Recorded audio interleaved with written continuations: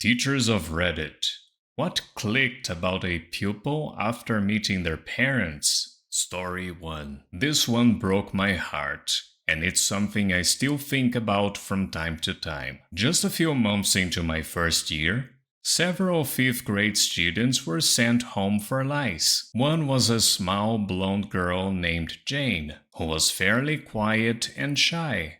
Her clothes were always somewhat unkempt and had a strong cigarette smoke odor. She very rarely completed her homework and hated answering questions in class. However, she was kind and attentive and performed well on her in-class assignments. We had another round of head checking about a week after the first one, and found that Jane still had lice or caught lice again. She was sent home with a call to the parents letting them know. The next day she walked into the classroom with a shaved head. Her parents shaved her hair off so that they did not have to deal with the lice again. She cried when I asked her about it. I felt horrible for her. 5th grade is a tough place to be when you have something that is obviously different about you that other kids can pick on. I could not grow her hair back for her, but I did buy her a cute hat that I allowed her to wear in my class if she wanted. It seemed to help.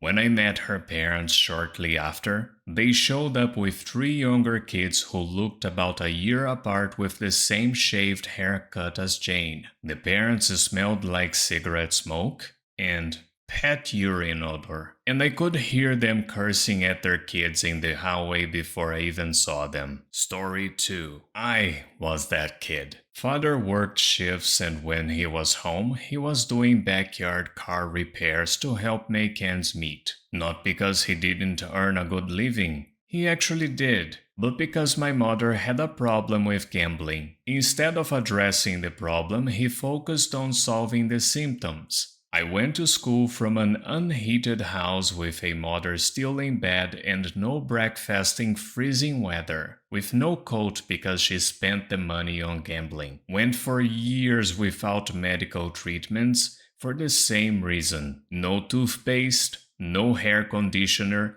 no haircuts, old shoes, socks, and underwear with holes. All because anything she could make us do without was going to gambling. PE was done in the frigid school gym in bare feet and a t-shirt, because gym shoes and sweatshirts cost money that could be used to make bets instead. One day, the vice principal called me to her office, not to reprimand me, but to give me the optional pieces of uniform I didn't have, like a coat and a school blazer. They were the options without which you would freeze as you walked or biked several miles to school. She didn't make a big deal out of it. She simply met a need.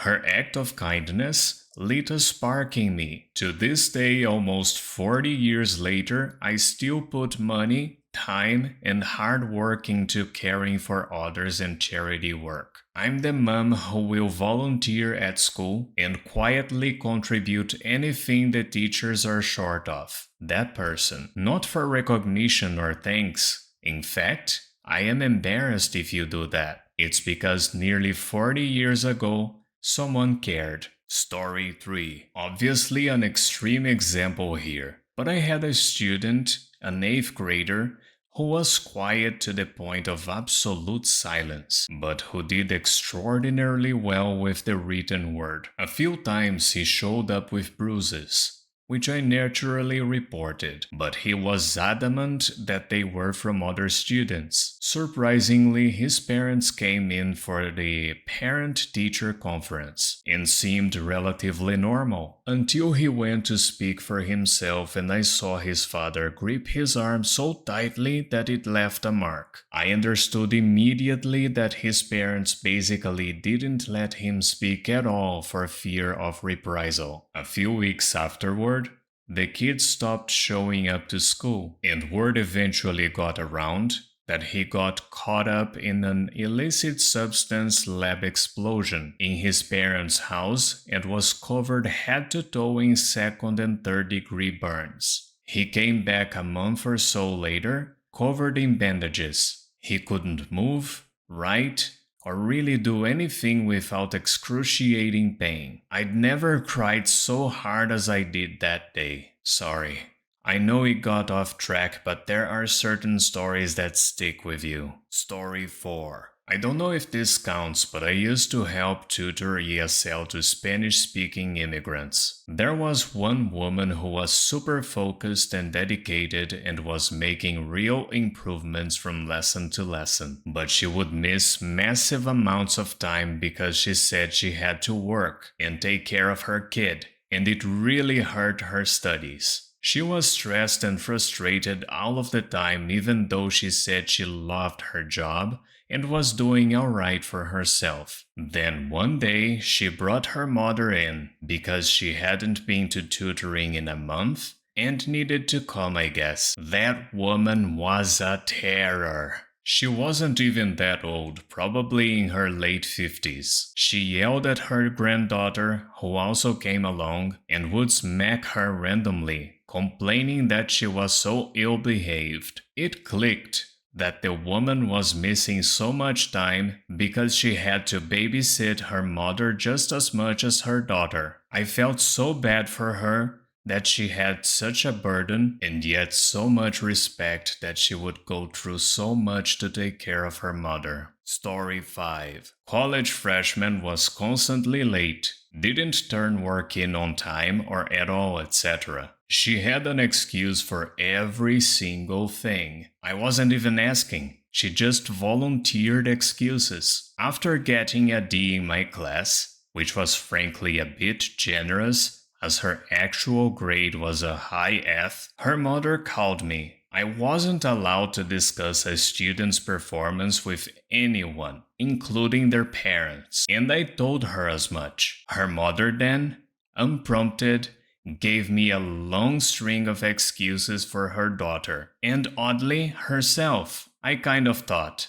oh, that makes sense now. Story 6. When I was a student teaching second grade, there was a little boy in the class who was just a genuinely friendly and sweet kid. He struggled a little academically when it came to learning to read, and his handwriting had some problems, but he was the hardest worker and never got frustrated or thought that he couldn't do it, like many other students with those difficulties do. He was well liked by everyone and didn't have a mean bone in his body, and he was extremely well adjusted, despite the fact that his parents were divorced. I ended up meeting both parents separately during field trips. Both parents are extremely involved in his life and put him ahead of any of the problems they have with each other. They genuinely want what's best for him, and it shows. The dad takes him out to the sports bar for boys,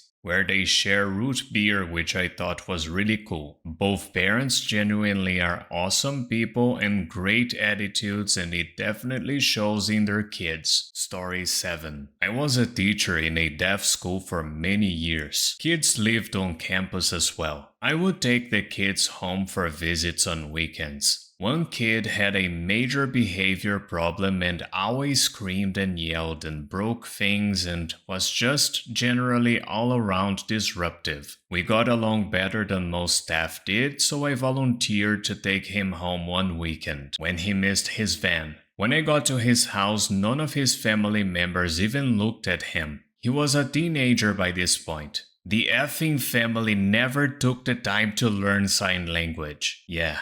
All his problems made a lot of sense to me at that point. Story 8. Not a teacher, but I do volunteer work for a program designed to help students who are habitually truant. Had one middle schooler who was super bright, genuinely seemed to love school, got great grades, but was absent about half the time. He was very evasive about why he wasn't coming to class, and I honestly didn't put him high on my list, because he was doing fine even with the missed days. When I was finally able to get a social worker to go by his house, It turned out his single mother was having seizures and didn't have any health care, so she couldn't get treatment for them, and the kid was staying home to take care of both her and his younger brother. I felt just terrible for the kid having to be so adult while still in middle school. Story 9.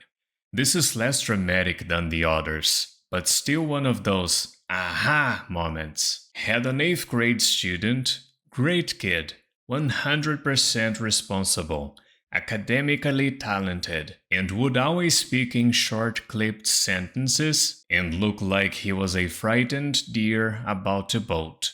Had a conference with him and his parents together, in which the kid was supposed to be leading the conference, reflecting on his growth and identifying his challenges. Every time the kid opened his mouth to say something, he would get halfway through the sentence and Mom would finish it for him. The poor kid was always trying to get ideas out quickly so he wouldn't be interrupted. Story 10. Student teaching for high school seniors and juniors. I had this guy who was a shady 80, with no specific problems, just very low intelligence. But this guy worked hard as F. He never delivered a late assignment, did all the extra credit that was offered. Usually, extra credit is done by those who don't need it, and ignored by those who do need it, and made flashcards for like every test and quiz even though I never said to. Model student,